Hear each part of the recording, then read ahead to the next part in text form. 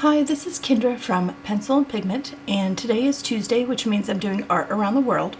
And it is the month of October, which means I'm doing the Philippines. And for today, I wanted to do an artist spotlight on a woman named Agnes Arellano. And she is a Filipino sculptor. And some of her subject matter is very adult. It sort of goes along the themes of sexuality and the female form and nudity. So if that's something that makes you feel uncomfortable, please exit out of this video. I hope you have a wonderful day, and I will talk to you tomorrow. If you've decided to stay, let's look at some art. So, she was born in 1949. Did you hear my cat? And she has done these amazing sculptures. So she was born into a family of architects that include her father and her grandfather and her grand uncle. And so she was born into a very creative house. And there were all kinds of children and all kinds of family members.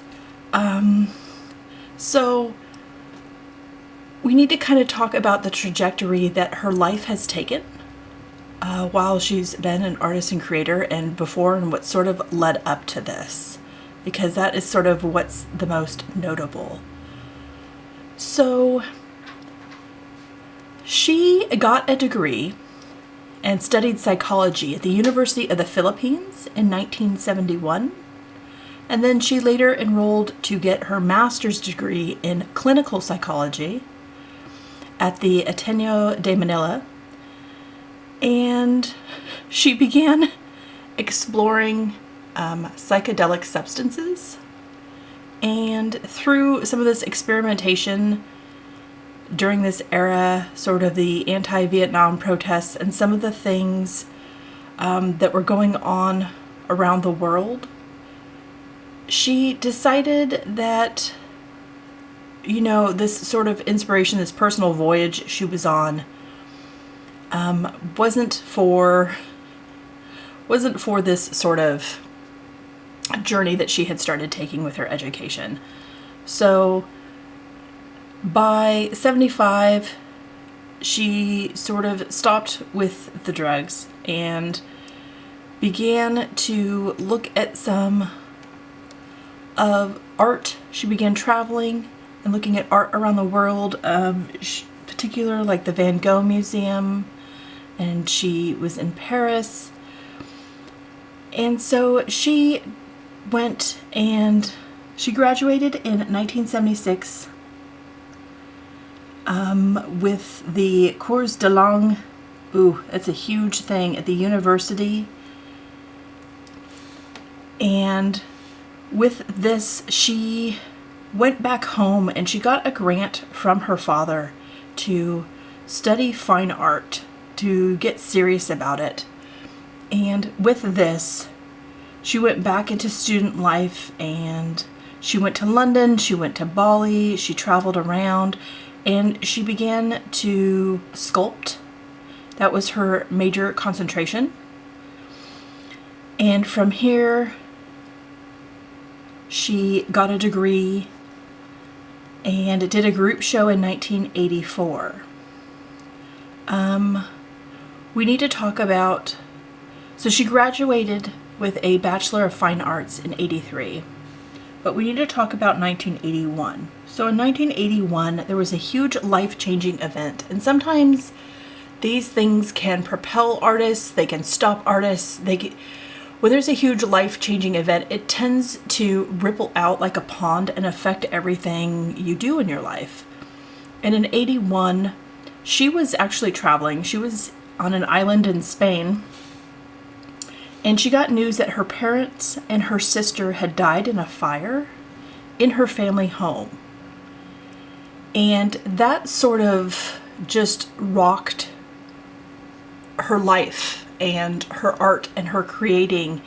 And she sort of went into this and decided to take this life-altering event and try and make something positive out of it.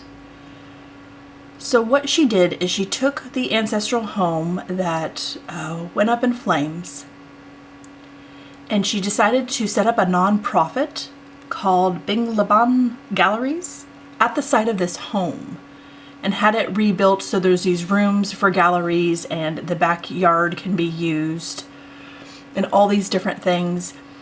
And so she took like a Philippine and foreign artworks can be exhibited there. Artists just studying and learning could be featured at this gallery. It's just a really, really cool sort of thing she did out of this sadness, out of this major life event that affected her. And so she would go on the hunt, and she had a gentleman that's in charge of curation and a bunch of things, and they would find these smaller artists and all these different artists, and they would go. I will link some articles where you can kind of see some of the different things that have gone on. They opened the gallery in 1984, and with that, they opened under a full moon, which I love that so much. That's so creative. And they showcase all these different artists. They go around the Philippines and find folks willing to experiment and try different things. There's a sculpture garden that's absolutely incredible at this home. It's just a really positive, creative thing to come out of such a tragedy. And so I wanted to mention her and talk about her because I think the way she approaches life and her subject matter and trying to wrestle with life and death and birth and the female form and its position and everything is just absolutely fascinating. She has a link on her webpage, and I want to show it to you. It's called Notebooks, and she has these notebooks that are really, really cool, that have sort of like collage elements and textual elements, and I don't know if I'm going to have to click each one individually, but maybe on this platform I do. And you can see where she is collaged. Bull is sort of, I think this is the god of harvest and rice.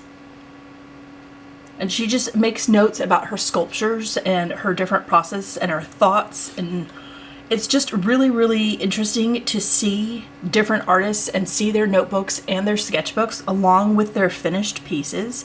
I think this is such a thoughtful way and a thoughtful thing to include in one's like website or webpage when looking at their final art. It's really interesting to see the thought process behind it, the beginning stages, what that looks like to them. I find this absolutely fascinating. Again, I am not a sculptor, so I don't know anything about any of that, but I really love these sort of simple drawn elements and the ideas that go behind them to equal these huge, beautiful sculptures of the female form and different goddesses and stuff. And I just really wanted to share, you know, her life and a little bit about her with you. There is an interview she did on YouTube. I will link that. It's over an hour, but if you want to hear her talk about some of the things that she's worked on, it's absolutely fascinating.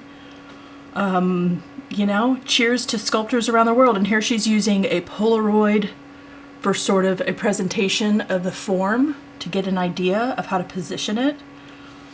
And I love that. So I don't know. I just found her absolutely fascinating and how she views and looks at life. Like there's some sheet music in here.